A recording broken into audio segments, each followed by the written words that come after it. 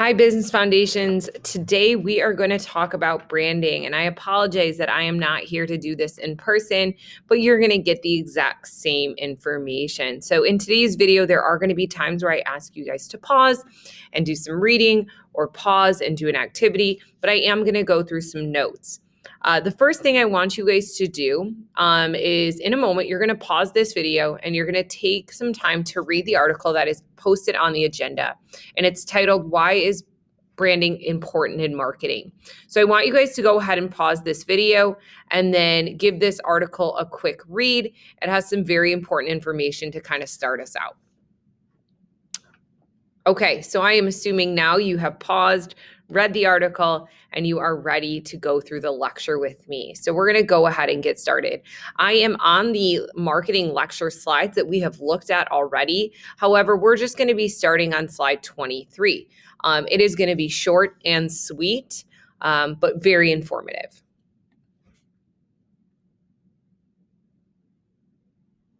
All right, here we go. So it's really important to understand, you guys, that marketing is the push and branding is the pull. Now, let me be clear on this. Marketing is the push in the sense that you are constantly being advertised to. Things are being pushed at you. You are constantly having some sort of message put in your face through many different channels, whether that's commercials, social media, billboards, direct email. It is constantly getting pushed at you. Brand, which is the pull, is pulling you in on an emotional level. The brand itself, which we'll talk about what that means by definition, the brand itself is pulling you in. It's connecting with you on an emotional level. It's connecting with you on a mental level. So branding, simply put, is your brand promise to your customer. It tells them what they or what you can expect from their product or service. It's basically who they are. So it's easier to make an emotional and mental connection with a brand because it almost should be like a living person. This is who your company is. This is what your company embodies. The promise, the expectation that your consumer can expect every single time they interact with your brand. And the goal of any good brand is to build recognition and reputation. You want to be the first brand in your industry that someone thinks about, and you want to have a good reputation. So we're going to watch this quick video. I am going to play it within my video, but if it gives you any sort of connectivity issues, go ahead and pause this video and you guys can watch this directly through the lecture. Your business won't survive because it has a cool logo, but it will survive if it has a cool logo and a mission that people identify with. Building a brand is all about making that identity. It's about who you are and the rules your company follows to always be true to that identity. When you go to market, people start to think and feel things about your company. Building a brand through an identity will allow you to be in control of that voice and define what people feel is true about you. It allows you to declare what it feels like to be a part of your brand, to start making it desirable to become a part of the tribe of your brand, and to garner an audience based on that feeling. The stronger the identity, the stronger the loyalty and instant recognition. Start to do this by thinking about why your company exists. Go to the mission and make a list of things your company feels passionately about. Outline the things your company stands for. Take that list and get feedback on it from people invested in your vision. Now, take some time to think about what feeling you want to inspire in people, known as brand promise. This stands outside of your product, although people should make the leap to your product easily. For example, Nike's is to bring inspiration and innovation to every athlete in the world. And Coca-Cola's is to refresh the world in mind, body, and spirit, and inspire moments of optimism. Everyone, while engaging with anything Nike, should feel the empowerment, and anyone who engages with Coke should feel like it brings happiness. These companies use this identity as a foundation and craft and reinforce it in every piece of marketing they do without fail. To keep your marketers on track with the identity you create, you need to take the identity you've created and give them a way to measure their work against it. Marketers need clear brand guidelines to follow and use against the things they create that are crucial for consistency following your identity. This is key. Without it, your consumers will feel brand dissonance, and when they come expecting one thing they've seen before and instead get something else. It's hard for people to become loyal to something when it's constantly changing faces and messages. Give them something consistent and recognizable that they can easily register with you and your brand identity. Okay, so let's go ahead and talk about that. So I want you guys to understand that brand is much more than just your logo. While the logo is extremely important, the message behind the logo is equally as important. So the brand is a marketing practice where you do create a logo, you create a symbol, you create the way you write your name. And it's a way for people to recognize you in a very crowded space.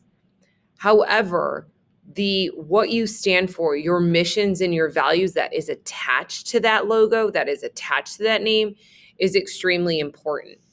So the foundation of your brand is your logo. I will tell you guys that. And your website and your packaging and your promotional material, which all have your logo, do communicate that this is your brand, that these are Nike shoes, that this is a Nike backpack, that these are Nike shorts. But what Nike stands for is much more than just that simple swoosh logo. So what does a good brand do? A good brand clearly delivers a message. And if you guys saw in the video, it's bringing basically inspiration to athletes all over the world. So Nike is very clear in their message and what they're trying to achieve. It confirms the brand's credibility. Nike is no stranger. Everyone knows that brand and they know that they're credible.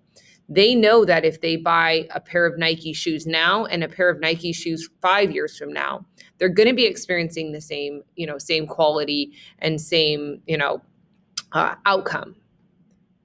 Emotionally, you connect with your target market. Nike has been very good about inspiring athletes and in telling inspiring stories and basically help elevate your performance just based on their products. Motivate the buyer to make a purchase. They are no stranger to that as well. They know how to make a sale because all of advertising, the main goal is to have that conversion rate where the people see the advertisements and then actually make a purchase, and it creates user loyalty. I'm sure some of you are loyal Nike brand affiliates where you are only wear Nike products. You would never wear Under Armour. You would never wear Adidas. A brand that is consistent, okay, that isn't changing, that offers the same great experience, the same great products time and time again, create loyalty. Like the video stated, it's really hard to stay loyal to a brand where sometimes you don't know what you're going to get. So I love this part of the article. So if you read the article in the beginning of the lecture, think of branding as your company or organization as like a living, breathing person. I know it's not, but imagine that this person has to explain who they are, what they value, and what they have to offer. So if you walked up to a person who represents Nike's brand, they'd have to be able to answer all of these questions. So your brand is almost like a living being, kind of communicating, who you are as a company and what you have to offer. Okay, branding will create loyal customers, and the only way to create loyalty is to connect on an emotional level. Okay, that is the main thing brands try to do, is they try to get you at a young age to become loyal to them because then you remain customers. All right, now what we're going to do to end this is look at what elements go into a brand. So we know the message has to be there, the mission statement, the brand promise, but what actual physical pieces are being made? So here are some of the main things that you guys come in contact with. You have the brand name. The brand name essentially is just the way the words are written. If your brand is all letters or has numbers, it's its spoken identity. So it's usually in a certain font, a certain color, and that doesn't ever vary. So the way Fruit Loops is written, that font choice, that color choice, even Kellogg's, you can see in the image as well, that is the brand name. It is the spoken name written in a certain font, in a certain color. In addition, we have the logo, which I honestly think is the most important piece. And this is a symbol. It's distinctive. It has distinctive coloring and lettering. Okay, you guys can see with Adidas. Okay, I could even take away the word Adidas, and I am confident 99% of you could tell me that was the Adidas logo. Trade character, not all companies have a trade character, but this is your brand name or your brand mark basically personified.